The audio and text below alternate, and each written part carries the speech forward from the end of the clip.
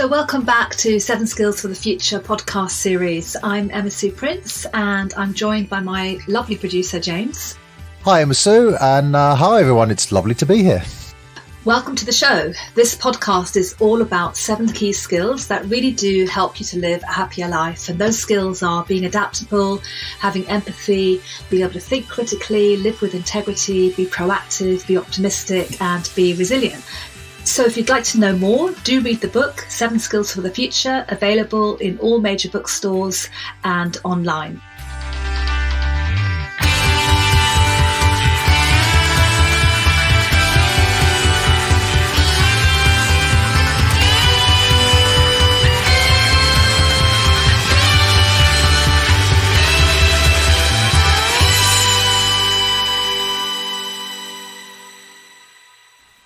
So today's episode, Emma Sue, is all about how to deal with procrastination. So I heard the other day that 98% of us are prone to procrastination. 98%? Yes, we are all prone to procrastination. And I think the way that we live and work now has made this tendency stronger. So we've always had it, but I think it's stronger. I recognize it in myself, I have to say. So it's a very natural inclination to want to put something off. And procrastination is basically when we unnecessarily postpone tasks or decisions. It's a sort of weird self-regulating kind of failure. And the funny thing about it is that we are actually often aware that we do it. So I'm very aware when I procrastinate, and it comes up when you need to write a report, or you need to work on a particular project or prepare a podcast. I've had it happen to me. But you actually end up wasting time. Could be wasting time online, could be, just being distracted or trying to do something else or willingly wanting to do something else, even though you should be working. And that's the funny thing about it. You know that you're actually doing it and it's not good for you. If that's the case, then why do we do it, even though we know it's bad for us? I know, it's crazy, right? So I think, a lot of people believe that procrastination is simply a matter of willpower. If you just got yourself motivated and got on with it, you'd be able to overcome procrastination. But actually, it's a lot more complex than that. So even though we can be aware of it, we can still succumb to it. So it comes down to things like, obviously it comes down to self-control and motivation. It's true. But those particular things are often hindered by other things. So, for example, they're often hindered by having a lack of energy or having a delay between the present moment and the time when we expect to complete or be rewarded for our efforts. So that's quite important. And we can also, our motivation, self-control can also be outweighed by things like anxiety or task aversion. So when those kinds of things happen, what we do is we're unable to self-regulate our behaviour. So even though we can tell ourselves, okay, I've got to get on with this now, we're just not able to do it. So we will postpone things, even though we know we should be doing them. Procrastination basically leads to a gap between how we want to act or what we want to do and how we actually act in reality. So so there are all sorts of factors that come into play here. So a big one is fear. That's about fear at failing at what we're going to do, or anxiety about it. Any kind of anxiety will make us want to put it off. If the task is unpleasant or we perceive it as being unpleasant, and sometimes we create that ourselves. If we tell ourselves, I've got this major report to write or, this major piece of work to do, we'll perceive that immediately as being unpleasant. Because I must write, I need to do, I have to do, that's all quite reactive language. And our brains respond really well to that kind of reactive language. So that's one factor. Distractions are a massive issue when it comes to procrastination. So that's about creating an environment where there are far less distractions. So I talked about this a lot on episode 1, Working Smarter, about distractions. So we have to create an environment where we have as minimum distraction as possible in order for us to avoid procrastinating. And of course, willpower comes into it. So that becomes depleted over the course of a day. So we want to then kind of reward ourselves. So that's why if we feel we've been working hard, even if we haven't, but if we feel we've been working hard, we're quite likely to want to sit back with Netflix and, be a bit of a couch potato. And then another important area is this whole thing around the reward being further away. So the classic is that, when your deadline's quite far away, you'll wait until the very last minute to work. So this is a tendency that many of us have. We'll just kind of think, okay, it's several weeks away, or quite a long way into the future, so I've got plenty of time. And then I think another big factor is lack of energy. So if you're tired, or if you've been suffering from lack of sleep, those things will have an immediate impact on your motivation and your ability to maintain focus. And the same thing happens if we have a lot of tasks that pile up. So if that particular piece of work is one of several pieces of work, it's much easier just to take no action at all, or to go and have a cup of tea, or just feel paralyzed at the thought of all the things that we have to get done. So there's a lot of things that come into play. Can we do a bit of a deeper dive into a couple of those? Yeah. Let's talk about fear first. I think that's a particularly interesting aspect of this. Yes. So fear is all about, generally, it's about fear of failure. And it's a kind of anxiety. And This is really big, and it's supported by research, so that procrastination will come from this fear of failure. It's completely irrational. Talk about myself, I'm competent, so I'm very competent. But there's still that kind of anxiety or fear around a task. It's such a strong relation between fear of failure and procrastination, which is linked to and moderated by your perceived competence. So it's kind of like your confidence about yourself. So the more anxiety that you might have about, not doing a good enough job, or not doing it well, the less likely we'll take action towards actually doing it. And it's just self-sabotage, really. So, and it's not rational, but it's very compelling. It's really compelling behavior. And these fears aren't really, they're not real. They're not real in the way that, the table that I'm touching right now is real. They are a story that we tell ourselves, and actually we can choose to stop repeating that story. Things like mindfulness really help with this. Things like if we become aware that there is self-doubt, or there is a kind of fear of not getting it right, or not getting it good enough, then it's really important to try and put some distance between your thoughts, the thoughts that are going on inside your head, and something like writing down those fears, writing down your thoughts. Listen to episode 3 in this series on how to fail every day, because we have to learn to overcome it, and we can definitely overcome it, but we have to do it by taking action. The only way that we can change our behavior or change our thoughts that feel like they're automatic is by taking action. So fear is a big thing. Okay, so let's go into a bit more detail now then about reward and how that affects procrastination. Reward is another big factor. You've chosen the two biggies, I think, which is great. So what happens is we tend to discount the value of rewards that are far in the future. That's what we do. So what that actually means that if you've got something that you need to get done, but that the reward, whether that's completion, or whether that's payment, or whether that's meeting the deadline, if that's a relatively long time from now, then you're much more likely to procrastinate. You're much more likely to say, oh, I've got 2 weeks, 3 weeks, I'll have a cup of tea. And so you kind of discount the value of completing the piece of work if it's weeks away, and you value it more when it's days away. That's what happens. So, we will often display a kind of present bias. So we'll choose to engage in activities that give us satisfaction in the short term, and we'll do that at the expense of working on tasks that would lead to better outcomes in the long term. And that can be really silly things. So the short term action that gives us something in the short term can be that cup of tea, or can be, checking something, or tidying our desk, or whatever it might be, because it gives a temporary kind of satisfaction. So the way to get around this is to really have a strategy of breaking something down into smaller deadlines and smaller chunks of work, so you have lots of rewards, if you like, and even actually creating your own reward when you've completed it. So we respond so well to that. So if we actually break it down and we make it into something that is, has to be done in the next day or two, a smaller chunk of that task, and we have a reward at the end of it.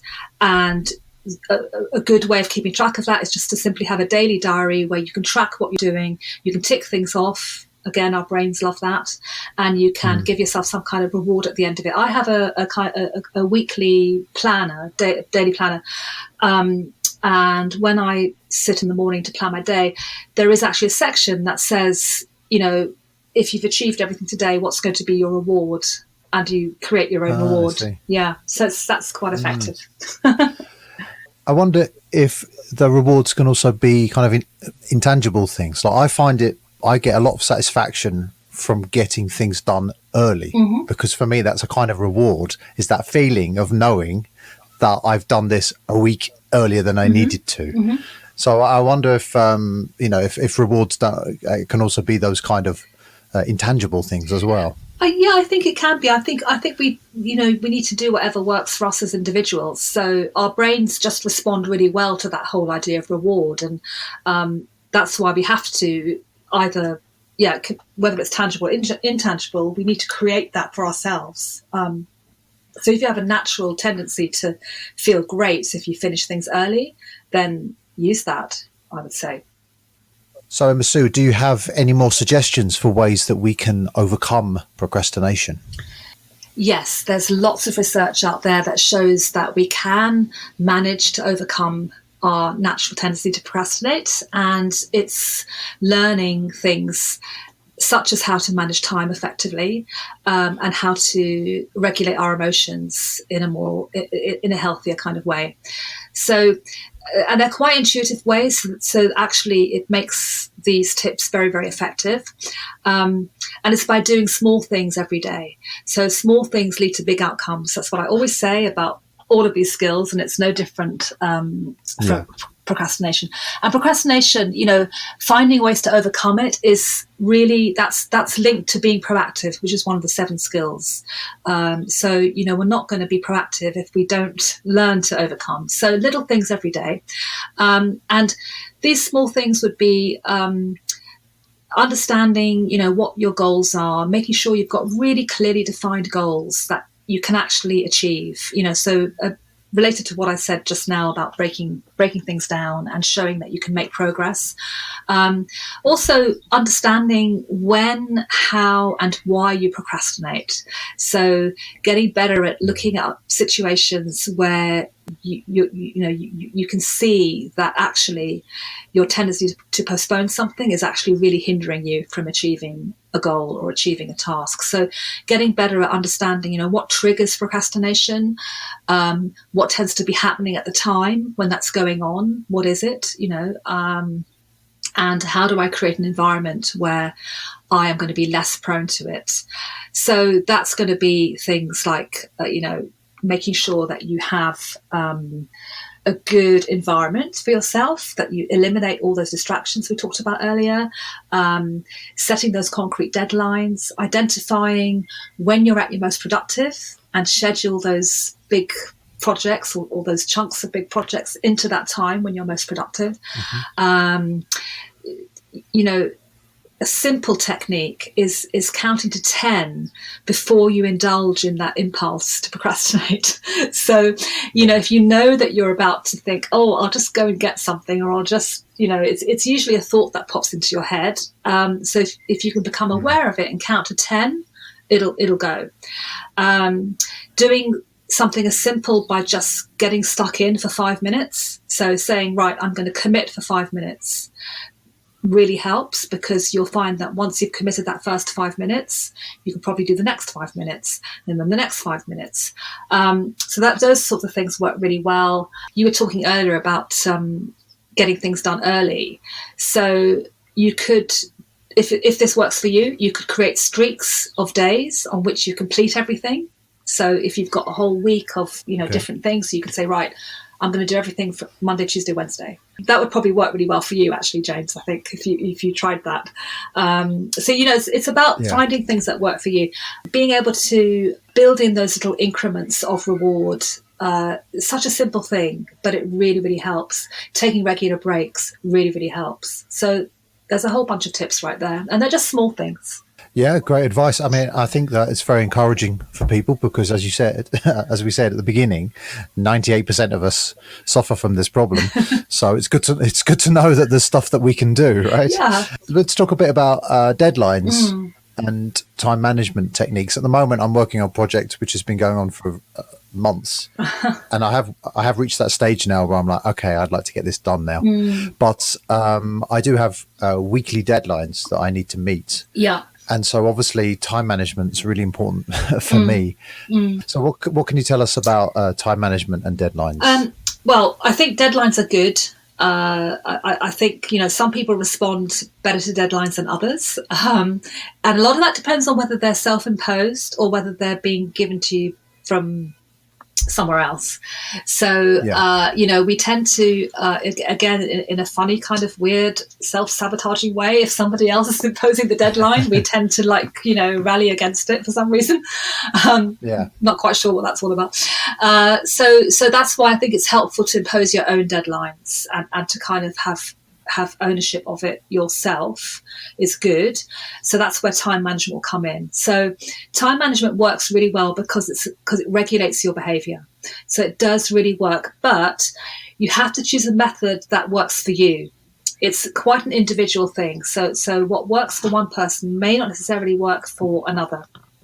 So you've got to try out different things. One really effective technique that I would recommend is called the Pomodoro technique. And it's what that is, and it's a well-known technique, and there's lots of variations on it, but it's about working on your task or your piece of work for a set amount of time and then taking a break.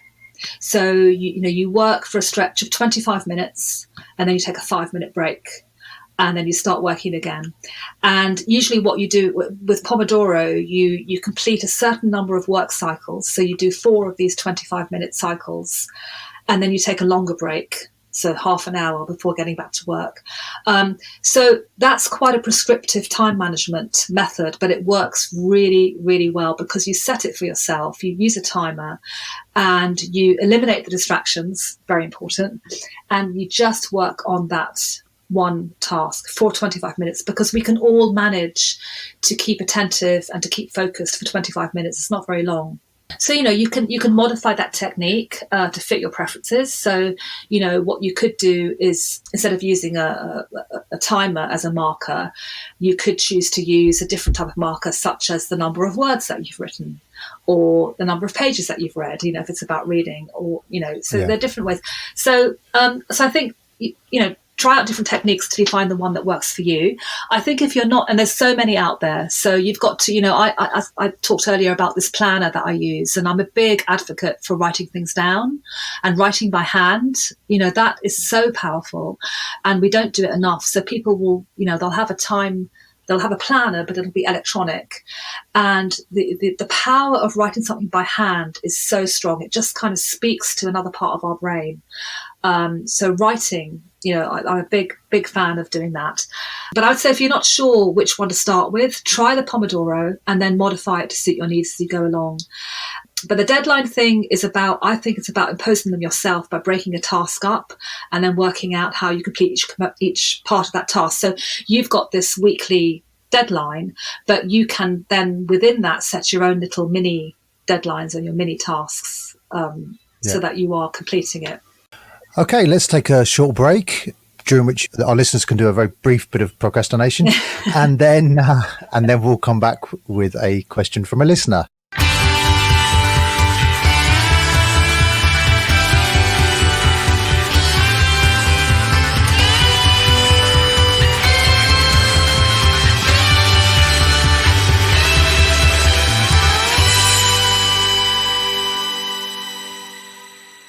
Okay, welcome back, everyone. It's time to focus again. So we have a question from one of our listeners. It's from Maria in Italy. She asks, I really struggle with procrastination and I'm self-employed. I have a lot of different tasks I need to do, like following up leads, making calls, as well as preparing materials and projects.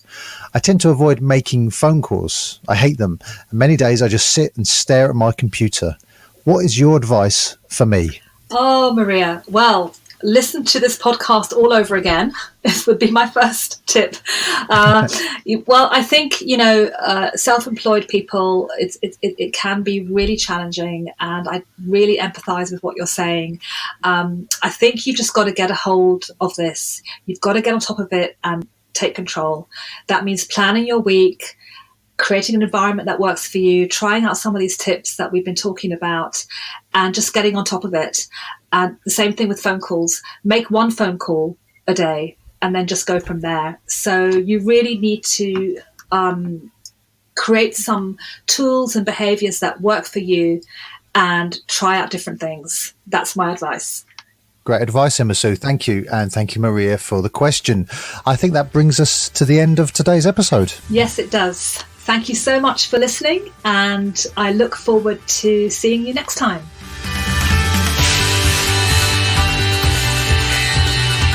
Thank you for listening to this episode of the 7 Skills for the Future podcast. You can find all of our episodes on Apple Podcasts, Spotify, or anywhere where podcasts can be found. If you want to make sure that every new episode ends up on your phone, all you need to do is hit the subscribe button. And while you're there, why not give us a 5-star review so more people can find out about the show? If you'd like to stay in touch or send in one of your questions for Emma Sue, then go to Unimentor on Twitter, 7 Skills for the Future on Instagram, or at unimentor.com. We'd love to hear from you.